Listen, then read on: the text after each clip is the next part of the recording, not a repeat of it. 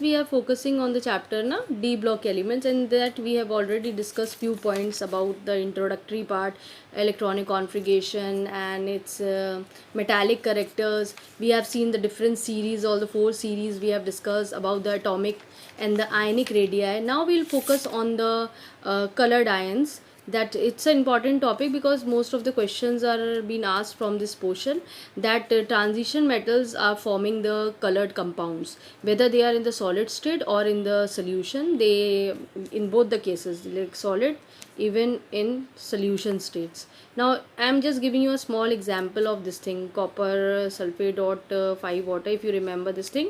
So you know it's blue in color, and you make the solid is blue in color, and you make its aqueous solution, then too it gives you a blue color, right, solution. So that's why I've said that these transition elements are showing both in solid and in solutions, both it gives you colored. They are quite different from S and P block elements, because S and P block elements are mostly colorless. So why this is happening, that these compounds are D block element shows colored compounds? This is because of this is the important answer which you have to remember, that it has a presence of incomplete D subshell. This leads to the compound as a that they could form the colors for the compound. So they have this thing. So what happened when an anion or a ligand approach to this transition metals, the d orbital splits into different energy levels. We have not this from this year crystal field splitting is been removed, but we have to go through a small idea of it, कि जब भी कोई जैसे जैसे आपने ये copper sulphate था, ठीक है ना, तो अब यहाँ कोई भी लिगेंड आपका अटैच्ड हो रहा है, वो अप्रोच करेगा, ये और भी चीज़ें हैं, जब वो अप्रोच करता है लिगेंड तो सेंट्रल मेटल एटम, तो ये क्या होता है कि जो डी ऑर्बिटल्स होते हैं ये स्प्लिट हो जाते हैं. ये एक थ्योरी जनरेट करी गई थी, वो थ्योरी का नाम था क्रिस्टल फील्ड स्प्लिटिंग, ठीक है. उसके बेसिस पे ये जो डी ब्लॉक एलिमेंट्स थे, सॉरी डी ऑर्बिटल्स थे, ये स्प्लिट हो जाते थे, ठीक है. Higher energy and lower energy वाली इनकी कंडीशन आती थी. और इसमें क्या होता था, इसको थोड़ा सा हम समझ लेते हैं कि जैसे ट्रांजिशन में इलेक्ट्रॉन्स हमेशा एंटर्ड करते हैं, मूव करते हैं from lower energy to higher energy level, ठीक है, within the same D subshells by absorbing the light of the particular wavelength in the region of visible light. This you have to focus on your this thing. So what I said, कि when an anion or a ligand approach the transition metal ions, this d orbital splits into different energy levels, and that is known as your crystal field splitting, और crystal field theory एक generate up करी गई थी.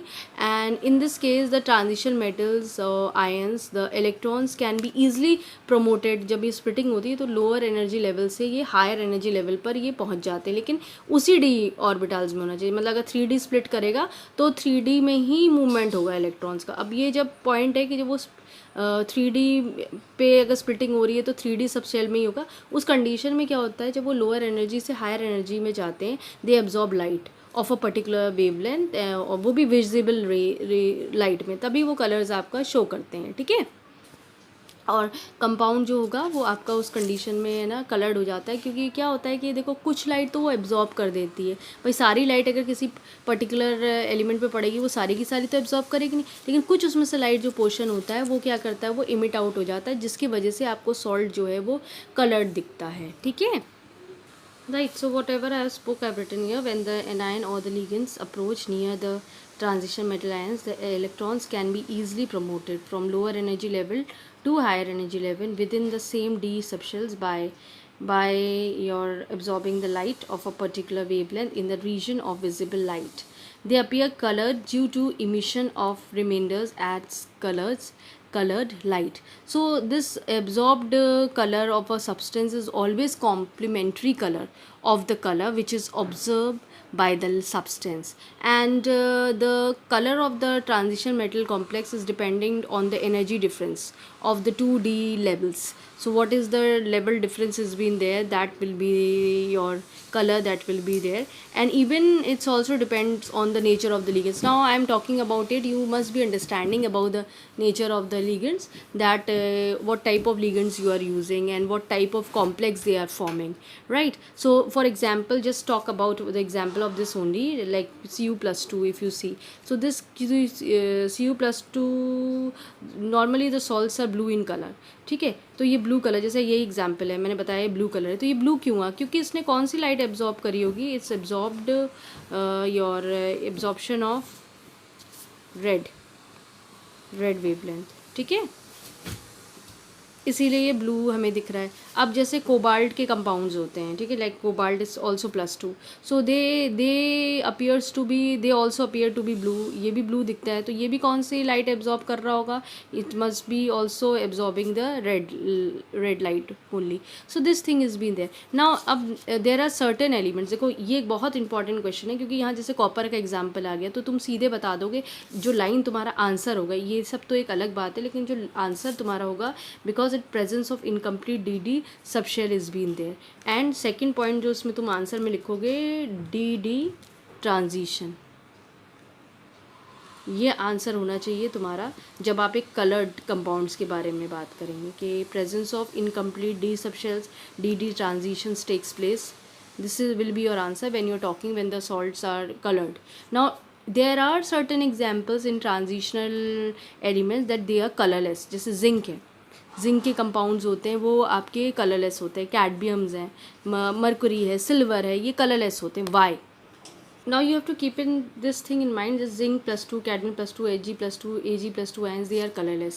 Now why they are colorless? Because your answers, ये भी transition metals है, लेकिन ये colored नहीं बना रहे compounds, they are forming you colorless compounds. So that's mean there is certain specific reason. It's a very important question. I'm again telling you, this year also it has been asked, and every year mostly they are asking. ये alternative years में आते हैं, लेकिन maximum ये every year the question, this particular question is very common.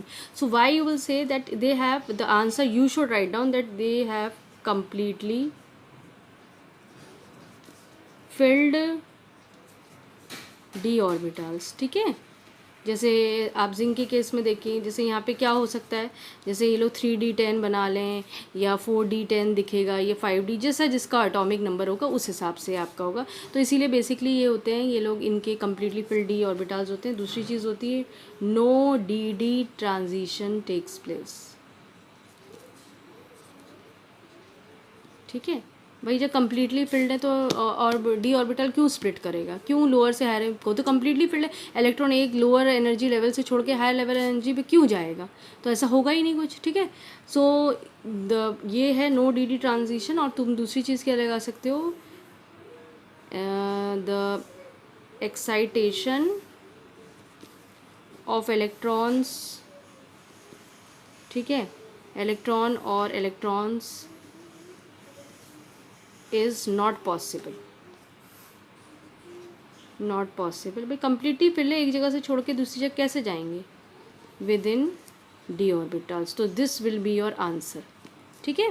तो ये थोड़ा ध्यान रखना कि आपके एग्जाम्पल्स हैं. दूसरी चीज़ है, कभी कभी चार्ज का भी कॉन्सेप्ट आ जाता है. वैसे तो रेयर ऑफ द रेयरी केस होता है चार्ज का, वो लोग पूछते यही हैं, कौन कलर्ड बना रहा है, कौन कलरलेस बना रहा है. जैसे आपसे पूछते हैं why copper salts are coloured, why zinc salts are not coloured, they are colourless. So you have the answer. मैंने दोनों आंसर बता दिए, यही वर्ड टू वर्ड आंसर आप लिखेंगे, because this is the answer that is marked in your marking scheme.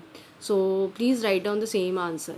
Now the color may also rise by the charge transfer also. तो charge transfer के basis पर भी है ना, कभी कभार जो होता है वो कलर्ड शो करते हैं, लेकिन ये इतना स्पेसिफिक नहीं है, मतलब इसको आप पूछते भी नहीं है और इस पर लर्न भी मत करना, लेकिन आप यही पोर्शन जो मैंने दोनों बताए पोर्शन लर्न करना. Now next rises about the complex also. Complex से भी देख लीजिए कि ट्रांजिशन जो मेटल्स होते हैं they form complex. So why they form complexes? There are certain reasons, because they have small, answer आप ये लिखेंगे, small size of metal ion is there. Second, high nuclear charge. Third is availability of vacant d orbitals to accept lone pair of electrons from the ligands, ठीक है. क्योंकि ligands के पास है ना access of electrons होते हैं, lone pair of electrons होते हैं, तो भाई इनके पास वेकेंट डी ऑर्बिटल्स होती हैं, तभी तो वो एक्सेप्ट करेंगे और तभी कॉम्प्लेक्स फॉर्मेशन होता है। ये हमने कोऑर्डिनेशन केमिस्ट्री में पढ़ा ही रखा है, ठीक है, कि सेंट्रल मेटल एटम होता है तो लिगेंड्स उनको क्या करते हैं, अपने लोन पेयर ऑफ इलेक्ट्रॉन्स, क्योंकि लिगेंड्स के पास ज़्यादा इलेक्ट्रॉन्स होते हैं तो अपने लोन पेयर ऑफ इलेक्ट्रॉन्स देते हैं और वो कॉम्प्लेक्स बनाते हैं, कोऑर्डिनेट बॉन्ड बना लेते हैं। तो सेंट्रल मेटल एटम है, डी ब्लॉक एलिमेंट है, तो जाहिर सी बात है डी ऑर्बिटल्स खाली होने चाहिए उनके पास, और लिगेंड्स के पास उतने वेकेंट होना चाहिए, ठीक है, मतलब उनके भरे होने चाहिए सॉरी ऑर्बिटल्स, ताकि वो अपने लोन पेयर ऑफ इलेक्ट्रॉन्स को दे सकें। Next concept arises alloys formation, that they are quite, ये पूछा नहीं जाता है but they form alloys. Now you know what is alloy. Alloy हमेशा एक होमोजीनियस सॉलिड सोल्यूशन होता है, 2 या मोर मेटल्स, बेसिकली पहले सॉलिड होते हैं, आप इसको सोल्यूशन भी बना सकते हैं, इसमें 2 या 2 से ज़्यादा मेटल्स का मिक्सचर आप कर लेते हैं अपने एक डेफिनेट प्रोपोर्शन में, तो ये आपको है ना एलॉय बना लेता है, ठीक है। अब एलॉय का ये है कि भाई ट्रांजिशन एलिमेंट सबसे बेस्ट माने गए हैं for the formation of your alloys. They are form by metals whose atomic radii differ, ठीक है, मतलब अगर आप दो एलिमेंट्स को जोड़ के आप एलॉय बना रहे हैं तो कुछ रूल्स होते हैं इसके कि इन दोनों के एटॉमिक रेडियाई में थोड़ा सा डिफरेंस होना चाहिए, और वो डिफरेंस जो होना चाहिए वो करीबन विदिन 15% का दोनों में डिफरेंस होना चाहिए, ठीक है। अगर ये 75% है तो आप इसमें देख सकते हैं 15% आप कितना लेंगे, आप 15 माइनस कर दीजिए, तो that's way you can have your difference of it. दूसरी चीज़ होती है सिमिलर इन साइज़ होता है इनका। फिर थर्ड कंडीशन होती है कि you know one atom can easily displace the other atom, है ना, ये आपने देखा है कि मेटल्स में बहुत अच्छी खासियत होती है कि एक मेटल दूसरे मेटल को डिस्प्लेस कर देता है या उसको हटा के खुद आ जाता है, तो इसीलिए एलॉयज़ जो हैं हमारे मैक्सिमम हम ट्रांजिशन एलिमेंट्स में से बनाते हैं। They are hard, they have a high melting point and they are quite you know resistance to corrosion, means rusting से अवॉइड आप उसे रस्टिंग उनमें नहीं होती है ज़्यादा एलॉयज़ में, तो ये एक बेनिफिट प्लस पॉइंट है। But this is also not been asked many times, but complex और कलर्ड कंपाउंड एक इंपॉर्टेंट पोर्शन है जो बोर्ड्स में आता ही आता है। So I you getting my point? So I am just writing few things in it so you can copy it up. So children, I have written over here, alloys are homogeneous solid solutions of 2 or more metals in which one metals is randomly distributed among the atoms of the other metal. They form by metals whose atomic radii differ within 15% of each other, and they have due to smaller in size, the atom of one metal displace the atom of other metal in its crystal lattice. So you can copy it from here, and you know that alloys are hard, they have high melting points, so we have already discussed. So these 3 topics we have discussed in this video: colored ions, formation of complex, and alloy formation. But from here, these 2 complex formation and colored ions are very important. Please don't ignore it, and questions comes from here. We'll make few topics are still remaining about oxidation state and ionization enthalpy. We'll discuss in the other video. So hopefully you have understand this concept.